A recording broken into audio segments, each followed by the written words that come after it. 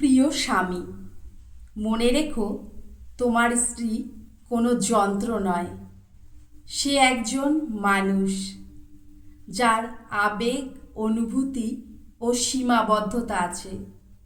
সে ক্লান্ত হয়, বিপর্যস্ত হয়, আবার কখনো কখনো অবসন্ন হয়ে পড়ে। তাই তার প্রতি কৃতজ্ঞ থাকো, তাকে সমর্থন করো, তাকে বোঝার চেষ্টা করো।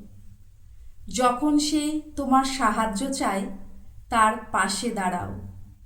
যখন সে ক্লান্ত হয়ে পড়ে, তখন মন দিয়ে তার সব কথা শোনো আর তাকে নিঃস্বার্থভাবে ভালোবাসো।